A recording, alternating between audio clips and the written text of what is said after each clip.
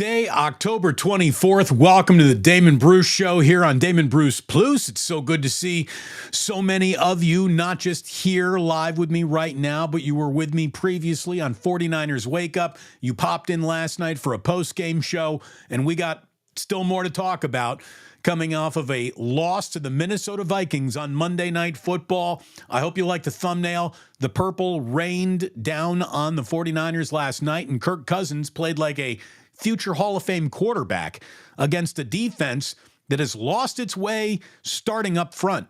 The defensive line is not living up to its reputation, its expectations at all, and it's why the Niners have lost back-to-back games, I think maybe more than any other position group you want to blame. But we'll get into all of that. We got some breaking news.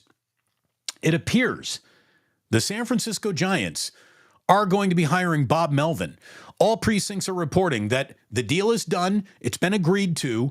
And why, oh why, did the Padres just say, yeah, let's let him go to a division rival with full inner working knowledge of everything we do?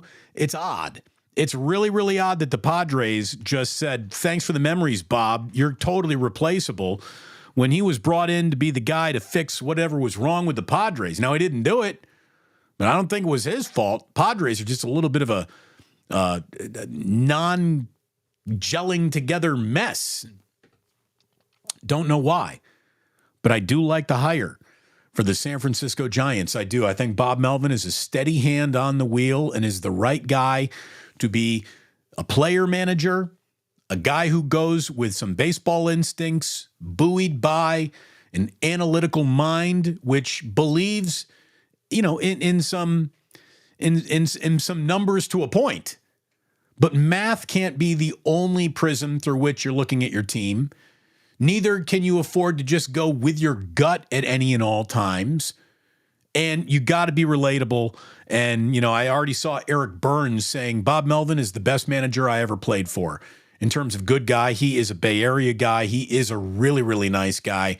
And I think Bob Melvin's going to be a good fit with the San Francisco Giants. Now go get Bob Melvin some actual major league talent to manage, and things should go even better than just, oh, Bob Melvin's here to save the day. Bob needs the horses. Go get him, Farhan. But it looks like the Giants have found their next manager. We are going to find our next NBA season starting tonight. We'll get there in just a bit. But there you go. Little breaking news. Bob Melvin in with the San Francisco Giants. What's going to start first, says Mike, my meeting or Damon? Well, we're underway, baby. Thank you for joining us, True Blue Forever. As always, it is good to have you here. Good to see so many names. Good morning, Chef A. Good morning, Ernie and JJ Rader and Michelle Haberman. Yeah, and she is right. 49ers got purple rained on for sure. Just the facts, right? That's how we started over on 49ers Wake Up. And it's disappointing to lose back-to-back games. It really is. But they've lost back-to-back games by a combined 7 points.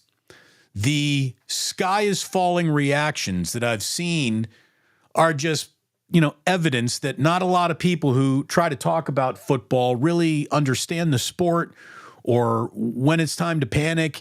And most of you ain't built for the long ride that the football season truly is. There are 10 games remaining here.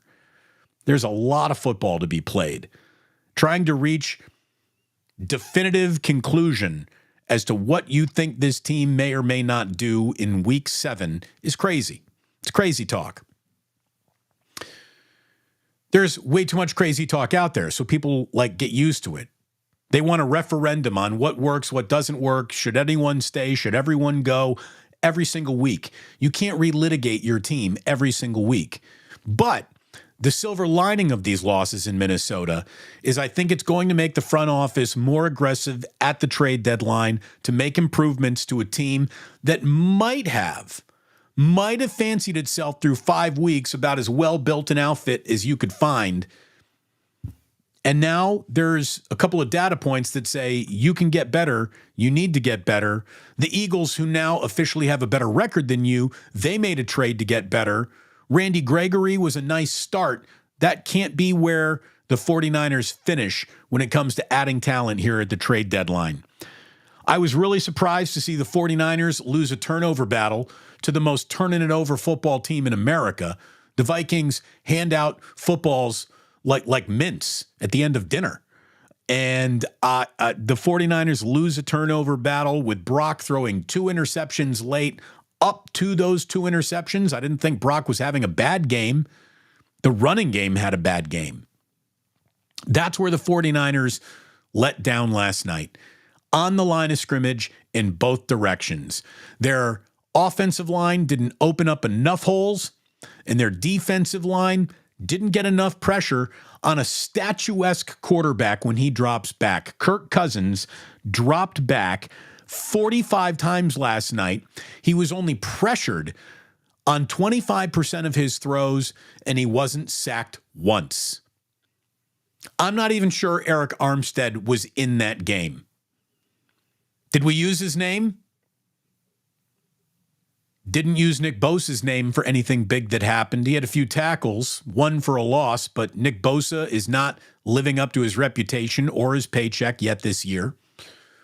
Javon Hargrave is having the best season on that line. He is good against the pass as a defensive tackle. He is leading this team in sacks right now.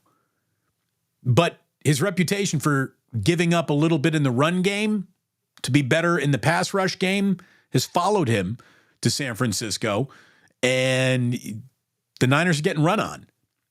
Drake Jackson is tied with Hargrave with 3 sacks. All those came in week 1 against Pittsburgh, and we haven't used his name since that Steelers game.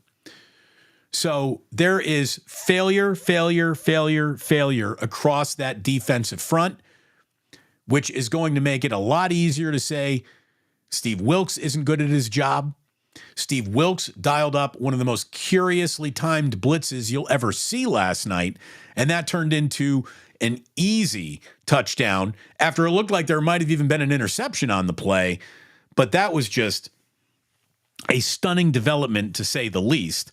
I saw NFL Next Gen Stats share this. How oddly timed was that Steve Wilks blitz at the end of the half that allowed the Vikings to score a touchdown late in that first half? It was the first 7-man pass rush in the last 30 seconds of a half in opposing territory since week 11 of 2020. That's not for the Niners. That's in the NFL. That's every single team, every game played since week 11 of 2020. And Steve Wilks decided to get brave or different at the wrong time because it didn't work. It blew up in his face. Having said all that, before you blame Steve Wilks, before you put it on Kyle Shanahan, blame the players. I thought this was a loss that was squarely on the players, not on the scheme, not on the game plan, not on the one poorly timed blitz. This game was lost by poor play on both sides of the line of scrimmage, I think more than anything else. And there you go. That's where this team sits now, with a handful of days to get ready for the Cincinnati Bengals, who have had a handful of weeks to get ready for the 49ers. They're going to be coming off a bye. The rest advantage for Cincinnati is significant.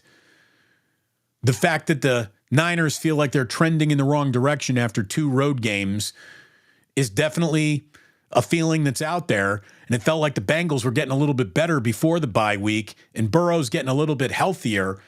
And all I'm going to say is that if Kirk Cousins is going to carve you up, Joe Burrow can carve you up, come for your gravy, mashed potatoes, and stuffing as well. Like, that's how good Joe Burrow is. So it's not going to get any easier in a team that I thought, look, this Minnesota Vikings game, you had to put it in the win column because that gave you a little breathing room against a well-rested Cincinnati team. You beat the Vikings, you can still go into the bye week with the Bengals loss at 6-2. 5-3 could be how the Niners are sitting after a 5-0 start. and a 3-game losing streak going into the bye week. I'm sure the team will be able to handle that. Some of you fans, I'm sure you won't be able to. I mean, you prove yourself to a bunch of soft-bellied just got here's every single time I look up at some of you the way that you're panicking. No, I'm not necessarily talking about the fine people in my chat, because this is one of the smartest chat rooms on the internet. But oh my God, the Twitterati and the people out there who are just living to complain and just couldn't wait to raise there's the Brock Purdy red flag that I told you all about. Again, somebody tried so hard to dunk on me saying, Damon, don't you remember when you were saying that any discussion of Brock Purdy's interceptions was irrelevant to the season coming out of training camp, and that, all the focus on all that was nonsense and it didn't matter? Well, what do you think now? LOL, clown face, trash can emoji. Here's what I think now. Through 7 games, Brock Purdy's thrown the least interceptions of any quarterback who started 7 games in football. If your argument is that the man is now interception prone, he is less interception prone than about 25 other quarterbacks in a 30-team league. So what are you talking about? You're just going to use your gut feeling to go with that? Because here's what's going to make you uncomfortable. Welcome to sports coverage with facts. This is sports coverage with facts, not just my opinion and my feelings. These are facts. Brock Purdy doesn't throw a lot of interceptions. Fact. Josh Allen has thrown 7 already this year. Brock did not end that game well last night. 2 late interceptions means we can't really talk about you had a good game in any way, but he also didn't have a bad game right up until those interceptions. And whatever went wrong, it was going wrong in the first, second, and third quarters as well. We always focus on everything that happened in the fourth quarter as if it means more. To the Niners, that's not the way they work. The 49ers are built to get an early lead and sit on it. That's how Kyle likes to play. Are they front runners? Yes, they are. That's always viewed as something that is totally negative. It's not negative if you do it often and you do it right. Getting a lead and winning the game that you got a big early lead on is a great formula for winning. Might not be dramatic, might not give you that opportunity to say, oh man, with the ball and down a few points in the fourth quarter, this guy every single time. Hey, Brock Purdy could be that guy. He hasn't had to rally from down in the fourth quarter. Last week, he got the team in field goal range for a game-winning kick. Didn't happen. This week, in a game that didn't go well, they were driving for what would have been a game-winning touchdown had they scored it. Didn't happen. And when you leave yourself one gotta have it now or you don't get it tonight drive, every team's in a little bit of Dutch when that's the situation. So there is no perfect quarterback play. There is no perfect quarterback. Patrick Mahomes comes with his flaws and mistakes too. Brock Purdy is still very, very good for a guy who's only played 16 regular season games. Full stop. The running game let this team down last night. The defensive line let this team down last night. Charvarius Ward let the 49ers down on Monday Night Football. You guys, you never let me down. Thank you for being here. Once again, it is great to have you. It's great to have my partner Ike offering up delicious sandwiches every single day of the week. Make it a better week than it would be without an Ike sandwich. Use the Ike's Rewards app to go ahead and start earning your way towards free sandwiches. Try the Damon Bruce. Get a Jamie Sirewich. I'm a huge fan of the Adam Richmond. I love the Paul Rubens. Rest in peace, Pee-wee. But I love Ike's. You will too. Order one today, order one tomorrow, and get another one the day after that. You'll be awfully happy that you did. Now, let's say you had a rough one last night. You need a bounce back. The best way to find a bounce back is with my man Stefan, who is not waiting around for football to kick back in next weekend. He's going to serve up winners through the baseball playoffs, through the NBA, and through hockey season as well. I know you're probably not thinking a lot about first period goal over-unders. This is what Stefan thinks about. Pardon me. I'm sure you're not thinking about an awful lot of first period goals, overs, and unders, but my man does, and he wins those. Sign up for bottomlinebets.com. You got another week with promo code Bruce. You need to use it, or you're going to lose it. Bottomlinebets.com for the best handicapping advice you're going to get anywhere. A free day of handicapping by using promo code Bruce. Daily, weekly, monthly subscriptions available. Bottom Line Bets won't be available to you for free much longer. Take advantage of it now. Find out for yourself why I keep on telling you my man's the hottest handicapper in America if you are interested in making winning plays. The bottom line is bottomlinebets.com wins. Use promo code Bruce for a free day of handicapping.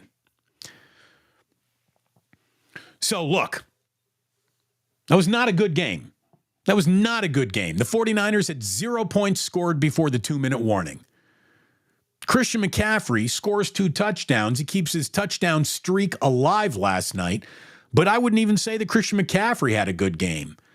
I thought 3 things needed to happen, and I tweeted this out before the game started. Like minutes before the game's kicked off, I decided, all right, here are 3 things. 3 things that kind of need to go in the Niners' direction to get them into the win column this evening. Scoring on that first possession has been a calling card of this team all year. Not only did the Niners not score, they turned the ball over. McCaffrey fumbled. So you didn't get that. 0 for 1.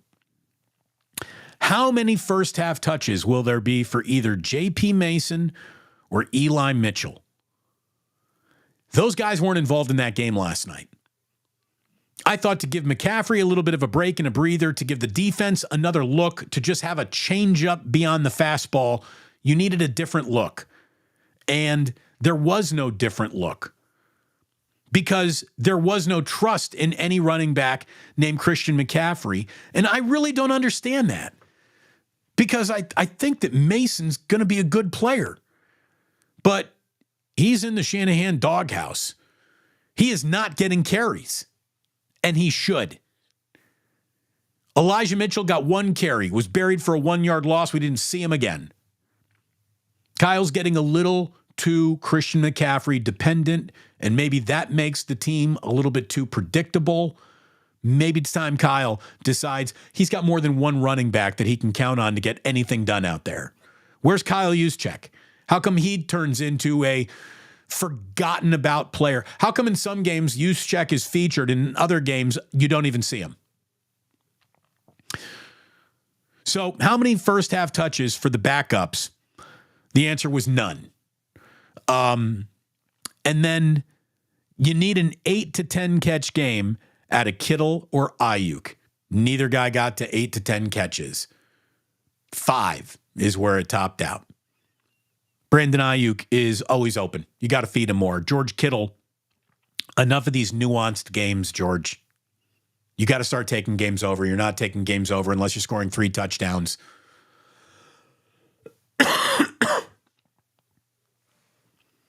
So, not enough offensive consistency. Certainly not enough pass rush. Certainly not enough run blocking up front. And now it's time to talk about talent acquisition, because you got a week before this trade deadline kicks in. A week from today, you got to have your business done. Your team is going to be on the field a week from today. You got to be working phones with Carolina, Chicago, Denver, Houston, New England, both teams in New York, and the Tennessee Titans, who are clearly open for business. They just made another trade where they're sending one of their best players to Philadelphia for minimal return. 49ers need to do something here beyond Randy Gregory at this trade deadline. Now, who that's going to be, whether it's one big name or depth in a few different places, that's for Kyle and John to figure out, but they need to get better. Having said all of that, they still have one of the best records in football at 5-2. They're still one of the best teams in football. A team that was a world beater and the Super Bowl favorite after a 5-0 start. After a couple bad weeks, we don't need to blow it up. It's not time to break up the Niners. This is not a losing formula. This is not a losing team.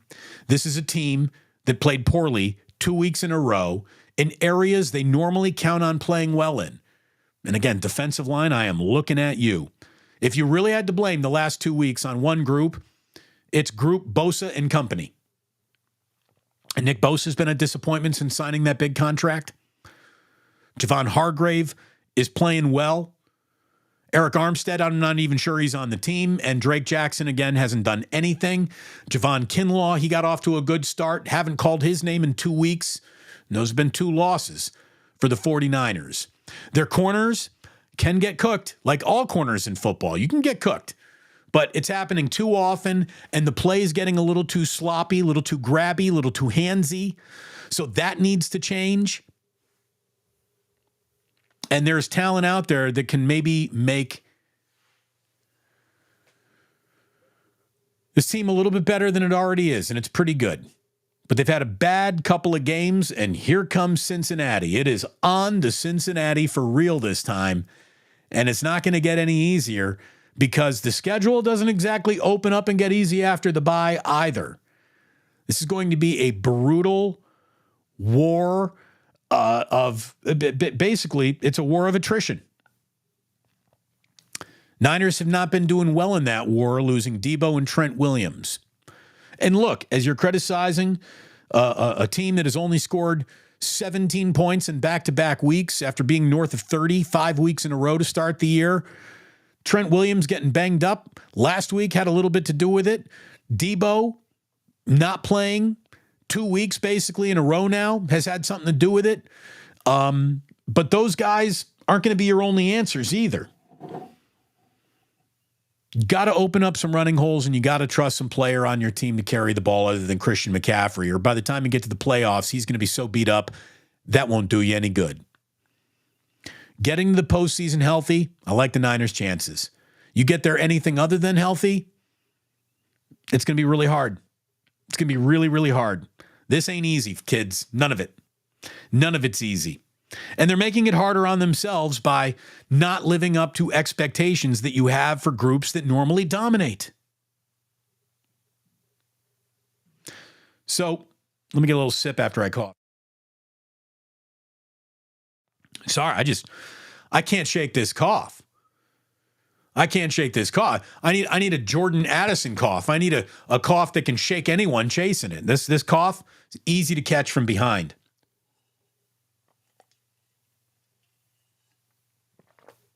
We're underwater. The caffeine's been pumping since 8 a.m.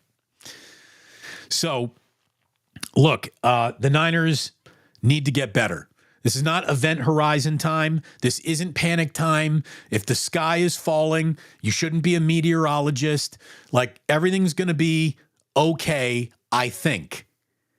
Everything should get better after you make a trade that makes your team better. But a short week against Cincinnati sounds like you could be going to this bye week at 5-3. So just prepare. Just prepare for that, everyone, because that could be coming your way. On the other side of that coin, 15-2 is still out there. Okay? So everyone needs to calm down just a little bit. The season's not over. As a matter of fact, we're not even halfway through. It is good to have you here. Thank you so much for being a part of the best chat room you're going to find anywhere in sports. This, by the way, Sporticus saying, the Padres are full of head casery. Yeah, they are. They are. It's a team that just doesn't fit well together. Johnny Dunn says, good morning, Damon. If the 49ers can bounce back and win this game before the bye, the 49ers need to come out and need this game versus the Bengals wanting it. I thought that was a little bit on display last night, right? Joe Buck even said, the Niners want this game. The Vikings need it. Look at it this way. I'm pretty sure that the 49ers could lose to the Bengals and still be a playoff team. So I don't know, want this.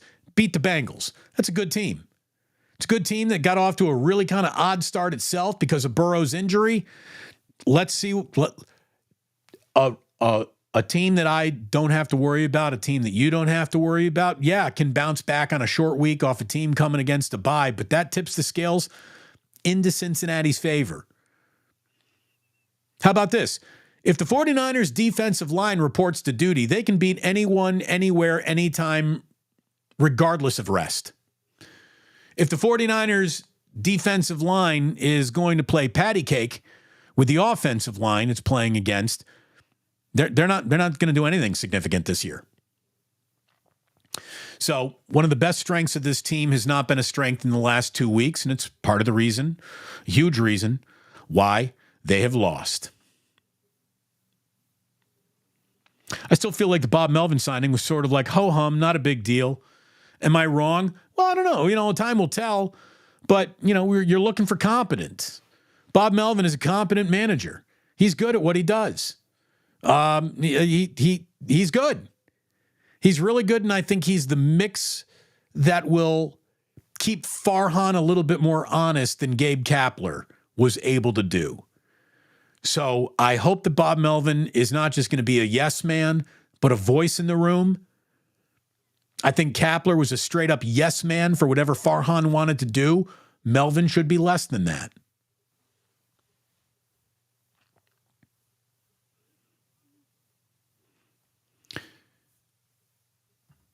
Choa. Damon, why can't Niners defense slow down the opponent's quarterback? Well, when you're getting no pressure on him, when you give him all day long, when you give a quarterback 5 Mississippi to get rid of the ball, you're in trouble. Kirk Cousins, I'm very sure he didn't even need to wash that jersey last night. It's AstroTurf. You're not getting it dirty even if you do fall down, but you know what I mean. They're not putting pressure on a quarterback. The entire defense's system, we always talk about Kyle's offensive system. That defensive system is 4 guys put pressure on the quarterback. Hasn't happened 2 weeks in a row now. And that's why they had a rough couple of weeks. The 49ers defense has given up 769 total yards with only 2 sacks in its last 8 quarters. They're getting beaten because they don't get off the field on third down, or they're getting beaten because they're giving up runs that keep other teams ahead of the chains, ahead of the sticks all night long. And that's why you've lost 2 in a row. And look, it's not scheme, it's execution. It's on the players. It really is. Is it Steve Wilks' fault that Nick Bosa's name is not being used? Is it Steve Wilks' fault that Eric Armstead vanishes like a magician's assistant? How is that Steve Wilks' fault? Steve Wilks' fault was dialing up a stupidly timed blitz. You want to say that one play is the difference in the game and therefore Steve lost the game? Okay, if that's the way you want to look at it, just one play. But there were an awful lot of other plays where the failure was not the design or the scheme. It was the execution. You got Mooney Ward out there just getting way too handsy. There are a couple of pass interference calls that didn't go against him that could have been called on him. I thought it was right to say that officials played a part in a negative outcome in the Browns game. Not blaming officials, but they played a part in a negative outcome. I thought last night's game was well officiated. The 49ers did not leave Minneapolis with a loss because of a single decision made by an official. They lost because it felt like they didn't get off the field on a single third down.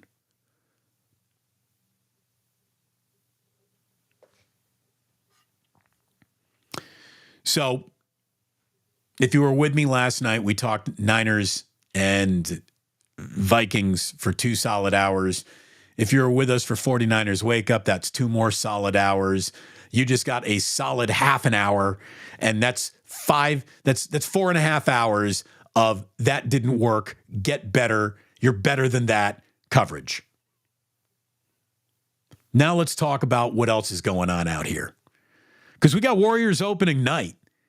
I'm going to be at Chase Center tonight, and if you're looking for a little post-game instant reaction, I will be giving that to you from Chase Center when this game goes final tonight. So join me inside of Chase Center live on YouTube when this thing goes final tonight. I'm looking forward to that. I'm sure we'll get a couple of interviews while we're in there. We're going to have some good stuff coming to you from opening night of the NBA season. Very excited about the Warriors getting back out on the court. It's my favorite show on TV's back. It's another season. I love the Warriors program. So I'm excited that we get ourselves some basketball back starting tonight. Again, another thing I'm excited about, Bruce Bochy is back in the World Series, baby. You know, Bob Melvin getting hired on the same day Bruce Bochy's back in the World Series. Okay. I don't know if I would have ever gotten rid of Bruce Bochy, but okay. Especially for Gabe Kapler. But here we are.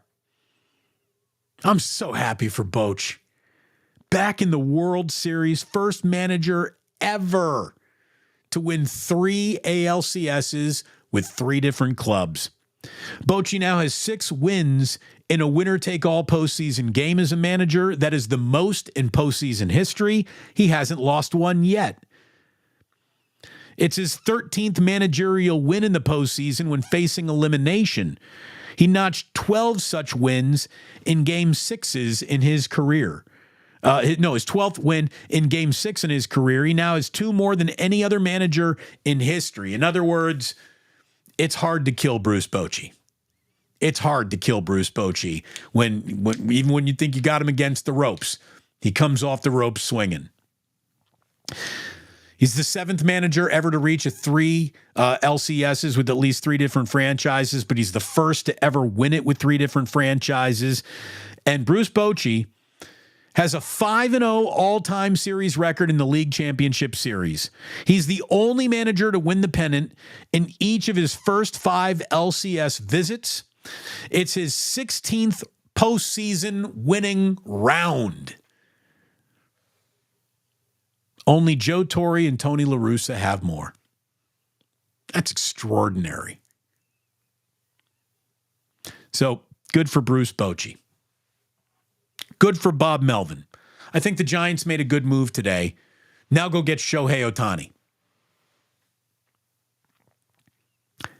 But of course, there can't be a day where there's nothing embarrassing for the San Francisco Giants. And I saw that right before I hopped on the air live with you here on YouTube. The California DMV, the Department of Motor Vehicles, has just suspended the cruise driverless program in the city of San Francisco. In other words, the Giants' arm patch just got pulled off the road. That big, ugly, intrusive arm patch now looks like it's pretty stupid because the cruise driverless program is suspended until they correct whatever the DMV says they need to correct to be reinstated. But anytime you see a cruise driverless vehicle, you're going to see that driver sitting behind the wheel of that car. No more automated nonsense from them. So even on a day where the Giants hire Bob Melvin, they still catch a business L. How about that? That's something else. No Devin Booker, no Draymond Green at Chase Center tonight. But Damon will be there. You ready to hop into a little Club Plus? I want to talk to you. I've been talking, other than with Larry, just for about 4.5 hours going back to last night. Let's see what you guys got to say about what's going on in your sports opinions. Thank you so much for tuning in to the podcast. Thank you for supporting the channel. Thank you for supporting my sponsors. Get yourself a sandwich from Mike's. Go to bottomlinebets.com and at least get 1 day of free handicapping. Just see how Stefan does. If you are making any bets, you are leaving money on the table by not taking my advice to go to bottomlinebets.com. Use promo code Bruce, get a free day of handicapping. Or just go ahead and sign up for a day, a week, a month right now. Just try it out for a month. That investment is going to pay off for you. I really believe that. All right. Thank you very much. Appreciate you listening. Please remember, as you're making plans to join me live on YouTube after the Warriors wrap up with the Suns tonight, please remember that sports don't build character, they reveal it. And like that, he's gone.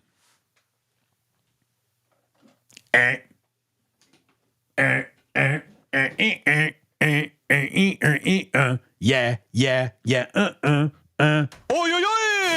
All right.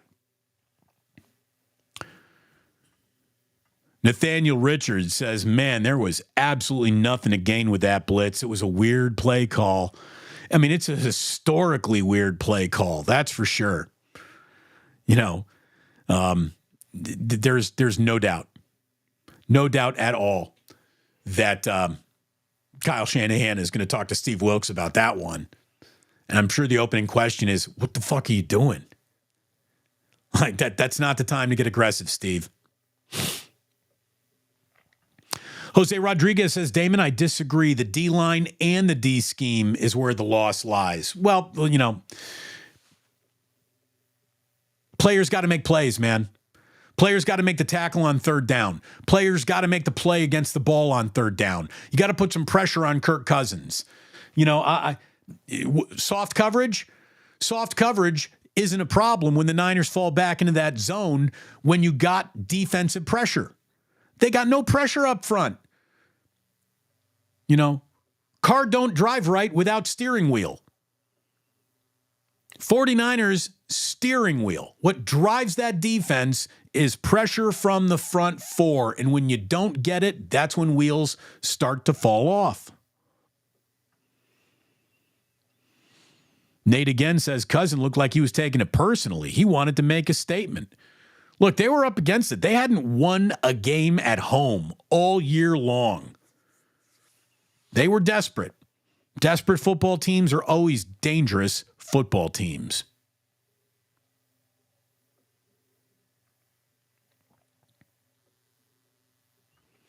Drew Down says they were crying in the postgame last night, Damon. Look, what can I tell you, man? Half the world's gone full pussy. I don't know what to tell you. We live in a time where acting like you've been here before is just completely incapable to some people, right? You know, I could see why you'd be really, really panicked if you didn't know anything about football. If you know something about football, you know this team is a good team that had 2 bad games. They're not a bad team that had 5 good games, but they're actually a bad team that just overachieved. They're a good team that's underachieving right now. That's correctable. You know, and honestly, more than any other addition, add this guy, trade for that guy. The guys in the locker room are the guys who got to figure this out. The guys who were on the field last night, they got to figure it out. Like, you can talk all about the workings around Steph Curry, Klay Thompson, and Draymond Green. The responsibility to win is theirs. They're the ones who got to figure it out. It's not the new guy correcting the 49ers pass rush that needs to happen. It's Nick Bosa's got to be that guy. And he hasn't been yet. He's not taking over games. He's not dominating games. He needs to. David Ryder says, Bosa at least seemed to acknowledge that he needs to do better, especially for someone as well compensated as he is. A sack a game. That's all we ask. Yeah. And again, Larry said, I don't believe in Pro Football Focus grades. Well, to me, it's like analytics in baseball. I think we take some information from over here, but you can't only get information from one place. It's just, it's how you learn about what's going on.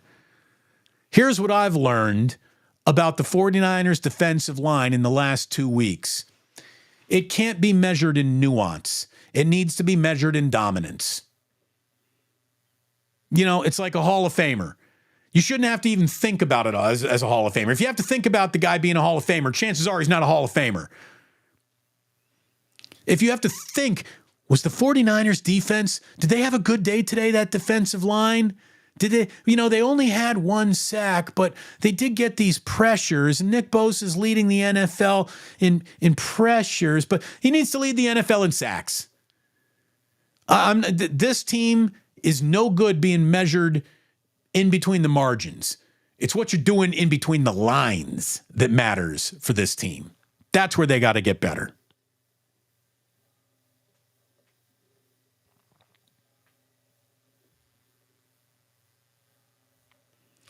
San Jose Jazz fan says, my gut is always making me uncomfortable. Well, Rolaids, a little Pepto-Bismol, settle that down. Less hot sauce. I don't know. Whatever you got to do to take care of that tummy, you should do it. Joe Schmo. Bo Mel, former Giant A's manager. He's from the Bay. I love it. Look, I like it too. I think it's a fit.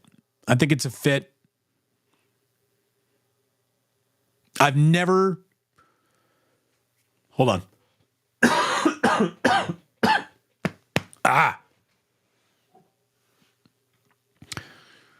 There was a lot of buzz coming out of the Giants clubhouse about how much players didn't like Bob Melvin.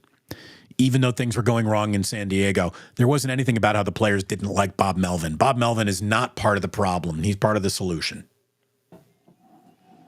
He knows how to handle a clubhouse. He knows how to relate to guys. He knows how to communicate with guys and make them feel like they're involved. He knows how to give guys assignments and stick with that so there is an expectation of what's being asked of them. Am I playing today is a hard way to wake up as a major leaguer.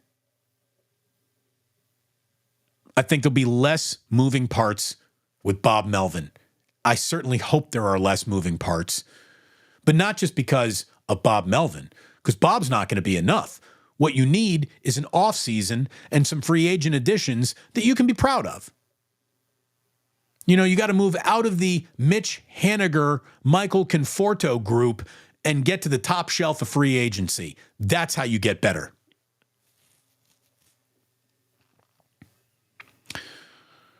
Sporticus. Ayuk looked great early, and then he stopped getting him the ball. Kyle gets too cutesy sometimes. There's something to be said for riding what works until the other team stops it. I agree. I don't know why.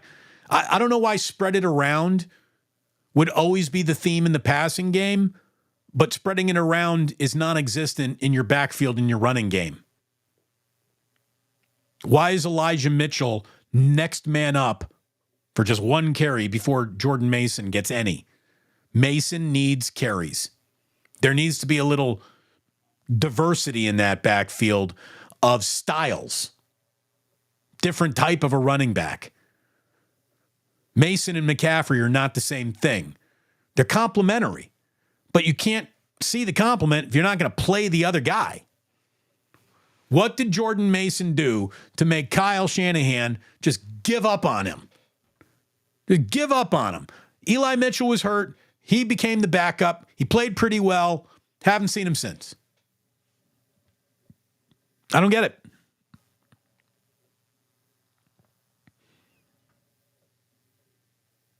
Drew Down says, I'm in love with Ike's. He gets the Mad Bum. Mad Bum's a very good sandwich. Very good sandwich. Did you see that Madison Bumgarner texted Bruce Bochy? He was like, hey, man, you need anyone for Game 7? Let me know. That's funny. Madison Bumgarner's not a lighthearted, funny, text-sending kind of guy. So that was funny.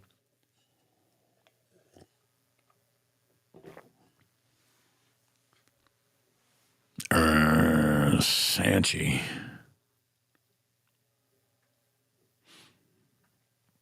T from the 203 says, look, if you're going to open up an Ike's in Florida, please come to Fort Lauderdale. I'll see what I can do. I have direct access to that guy. Ike, they need you in Florida, buddy.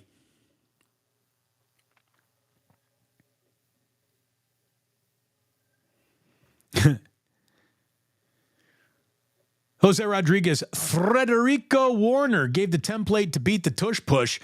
I've been saying, you want to beat that tush push? You got to come over the top like Mike Singletary. The brotherly shove is a sellout play. You don't stop a sellout play without selling out yourself. Dude, you got to time that up and you got to jump over the line. Fred Warner did a hell of a job last night. And having said that, Fred Warner played a bad game last night. He led the game in tackles. He's still, he was still their best player defensively on the field, but he missed 4 or 5 tackles in a way that Fred Warner does not miss tackles. He also dropped an interception that looked to be right in his hands. Rough day.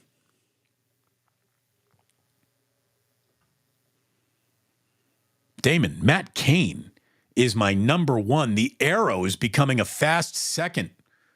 There we go. Delicious sandwiches. Always coming up with Ike's.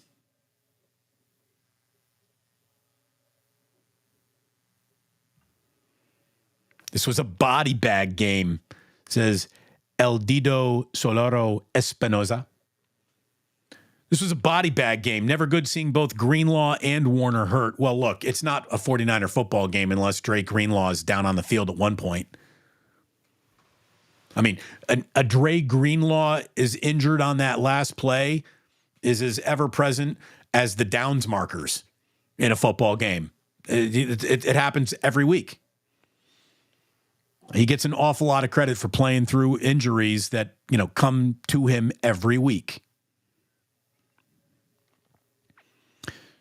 Yeah, but any ramification of Warner, this team doesn't want to play a football game this season without Fred Warner. That's for sure.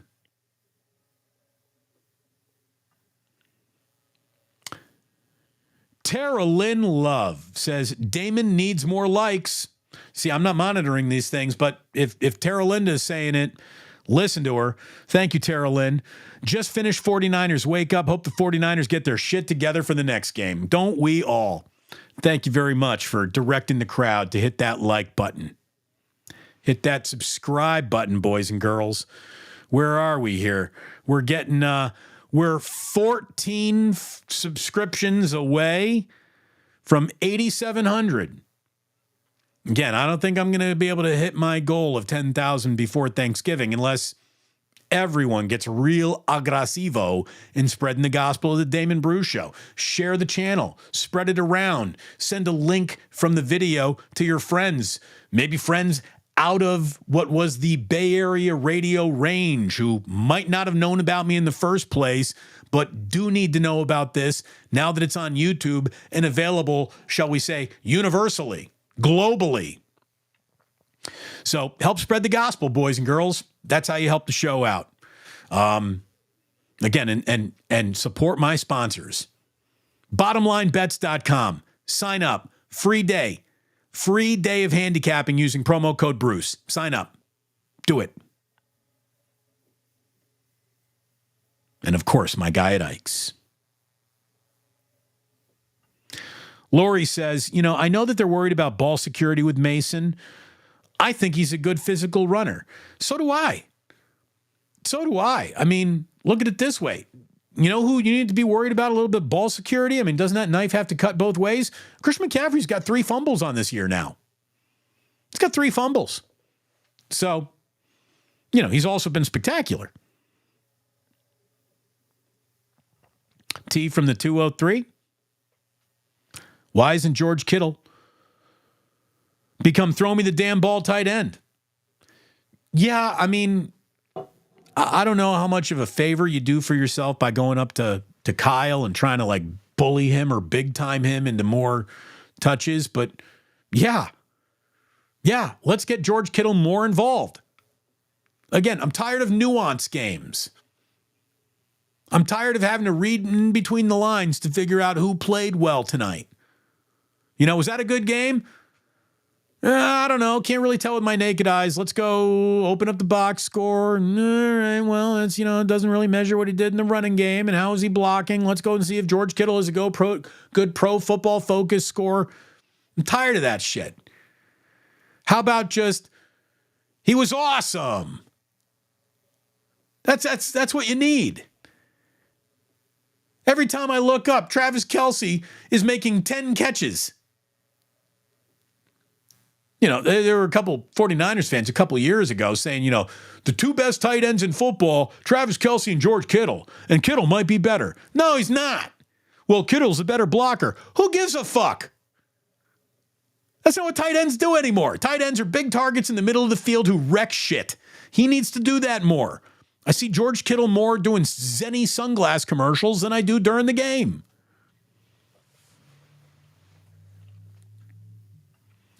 Postman in Capitola. Oy, oy, oy! Can't help but notice that the cough of the day came before the sip of the day. The sip of the day was off the board today. My carafe of coffee was gone by the second hour of 49ers wake up.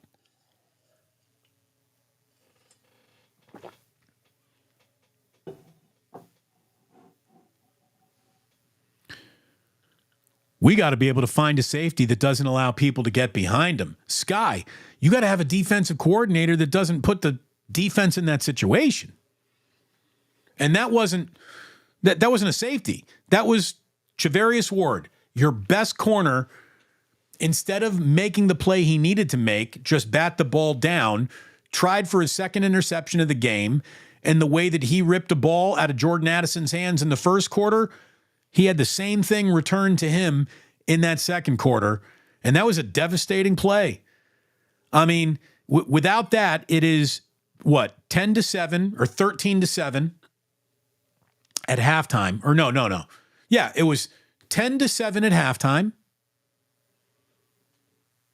It would have been 10-7, but they allowed the touchdown to Jordan Addison, and then they missed the point after. I remember that. I forgot for a second. I was like, where would that point go? How did they get there? They missed the kick after the touchdown, but the Niners then got the ball back in the second half. Like they would have been able to take control of that game. Maybe had that play not happened. That was a bad play, man. The most unfortunate play of the year. The single most unfortunate play of the year. Patrick Surtain needs to be on the 49ers radar. T from the 203. Yeah, I mean, he's among the players that they should be looking at. Now, it would take a big haul to get him. But yeah, I mean, there's no doubt that they should be looking. They should be looking at Jalen Johnson. But there's a lot of rumor that after his 2-interception game that the Bears are looking to extend him. And why wouldn't he? He's a young 24-year-old badass. Defensive end Brian Burns. I mean, that's the motherlode trade. That's the serious all-in this year, not fucking around trade. Tackle Andre Dillard from Tennessee. What would they look at for him? The one time that Brock Purdy there was a 3-man rush that got to Brock Purdy, and it was Colton McKivitz's assignment that got to him.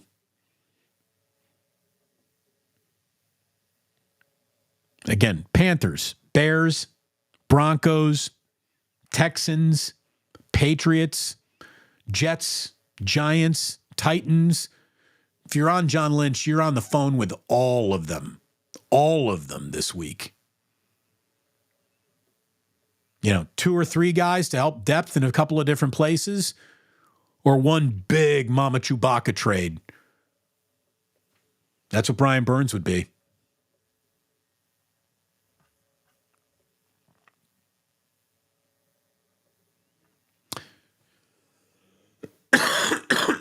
Pardon me. Very good point here from NorCal Viking. One thing I noticed is that although Kittle and others had some great clutch catches last night, didn't see much yak in this game. That's usually something you can count on from Kittle, etc. Outside of that screen pass that McCaffrey took to the house after Kittle made his biggest play of the day, the Niners, they needed one quick strike drive, and they got it. They absolutely got it. They needed to get some momentum going. The 49ers needed to do something to get back in that game, and Christian McCaffrey made a guy miss, and he was gone. 3 plays, 75 yards in 65 seconds. The offensive sequence that they needed to get back into the game, they got right there. But then the defense did nothing. Defense couldn't get off the field. The Vikings only punted once, I think in the fourth quarter, right? Let me dial that up one more time. Hold on.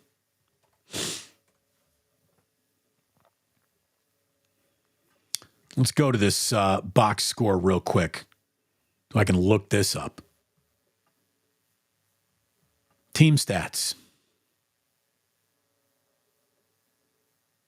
No, wait, I'm sorry. I need the box score. And by the way, look, when it came to punting, everyone's trying to say Brock Purdy had a bad game. The offense had a bad game. Well, the offense only scored 17 points last night, and that doesn't sound like a good game. There are 2 teams that only punted once last night. The Niners only punted once. So it was a weird game where they didn't get it done in the scoring column. They only punted once. They turned the ball over 3 times. Ryan Wright only punted once.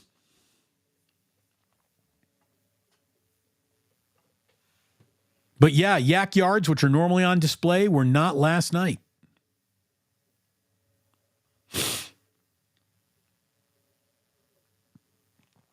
All right.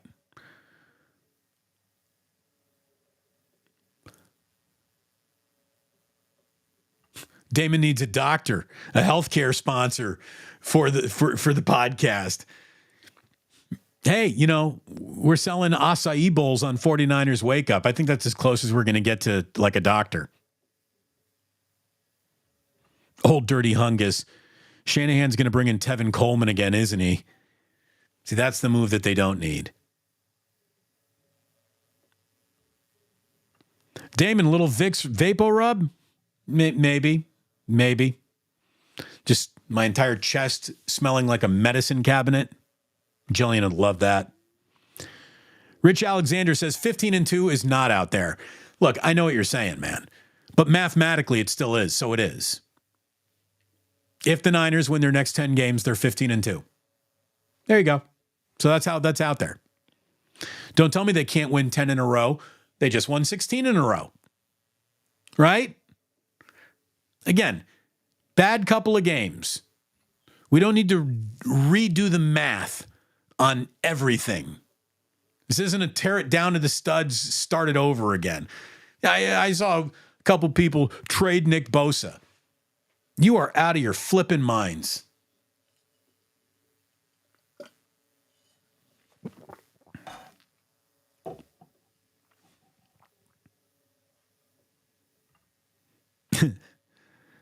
$30 points in 5 straight games and under 20 points 2 straight weeks. Somebody pour some Robitussin in or on Debo's shoulder, the skills report. Yeah, put some tussin on it. Put some tussin on it.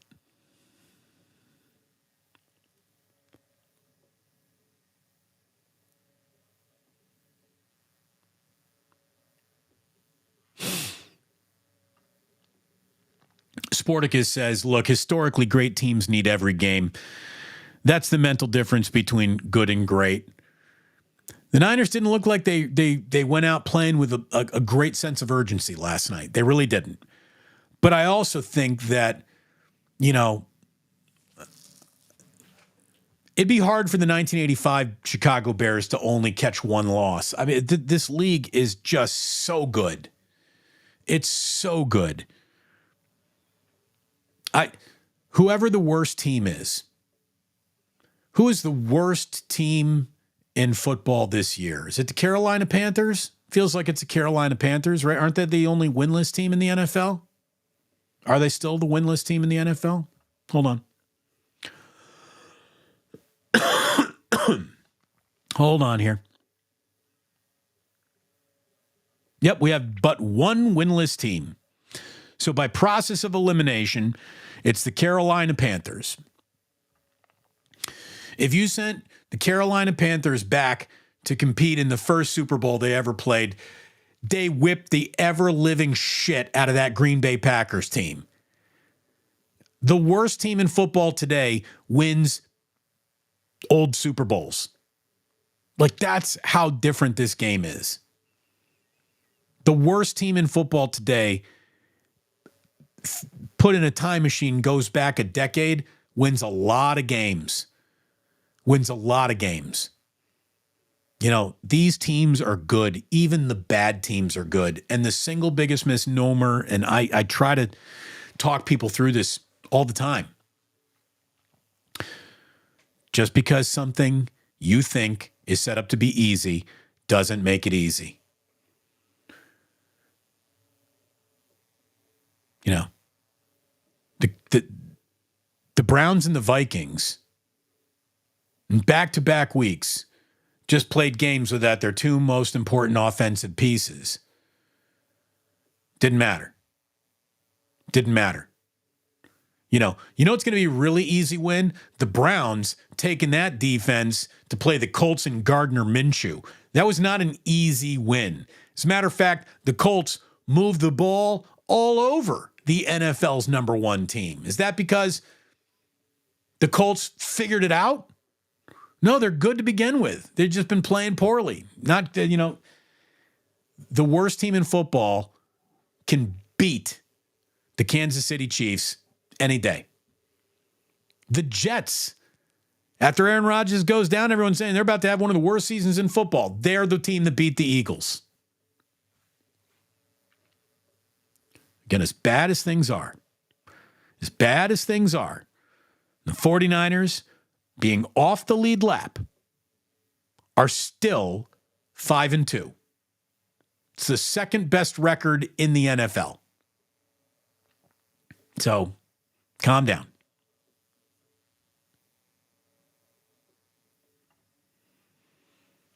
Chest Rockwell. Fellas, these are great names.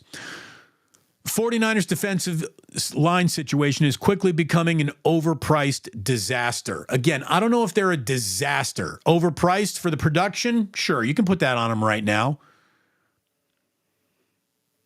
But they're not getting the job done. I wouldn't say it's a disaster. A disaster means put tape around this, call the police. It's not quite there. Not quite there. But for this defense to work, that defensive line has to get fed. And they're not eating right now.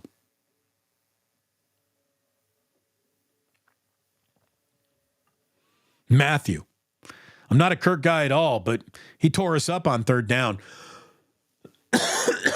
He did. That was the best game I think I've ever seen Kirk Cousins play. Certainly in prime time, certainly against a team that had a good reputation.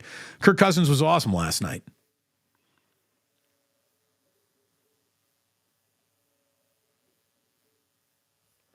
Let's talk about the Sharks. Damon, are they going to run the table in the wrong direction? Oh, my goodness. I was wondering if anyone was actually going to bring that up. I mean, I'm not going to go ahead and tell you I've been watching every period of Sharks hockey, but I've watched a little, and they are 0-4. They're 0-4-1, and that actually makes them sound better than they have been. Sharks already got a minus 13 goal differential, which is the worst in the NHL. So can they run the table in the other direction? Maybe. Dusty has never won a Game 7. I think Bruce Bochy has now won more Game 7s than just about anybody in the postseason. So, yeah. Jingle, jangle. Jingle, jangle. Thank you very much, San Bruno Mike.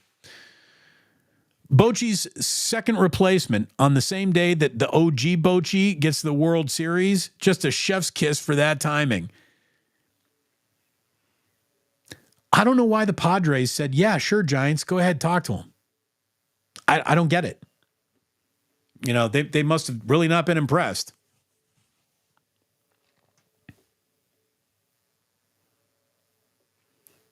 All right. Just change the cruise patch to a missile. Yeah.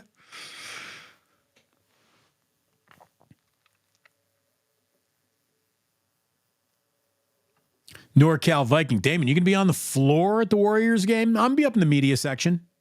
That little carved out media section. I'm so happy basketball's back. I can't wait.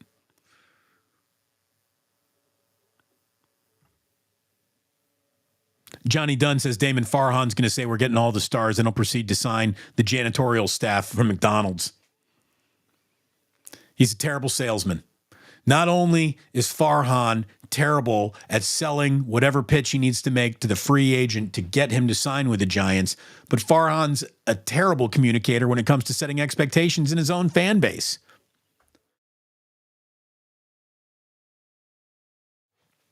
All right.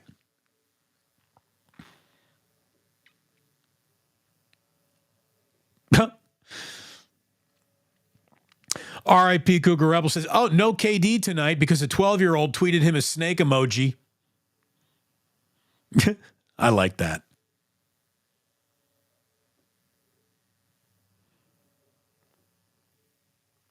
Yeah, get off the interwebs. Just go play basketball. You're one of the all-timers.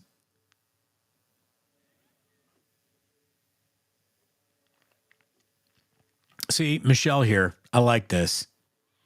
I'm pissed. I'm not panicked. This is a good team, but they're playing sloppy football, which results in them underperforming. They got to get their head right, return to dominant football. Yes, correct. Correct. Yes, I agree. There you go. That's why she sits at the big boys table. Not over there with the kids eating chicken nuggets. Patrick says, just stumbled into this stream. Hi, Damon. I still miss your radio show. Well, thank you, Patrick. I'm so glad that you found us. Please hit that subscribe button for me. Not miss anything. You know who doesn't miss radio? This guy. This is fun over here. Oh, look at this. Shout out to Duchess out in Florida. There we go. Linda getting shout outs. Like that. Ooh, Brett Roddy. I like that arrow. Isn't that a yummy sandwich?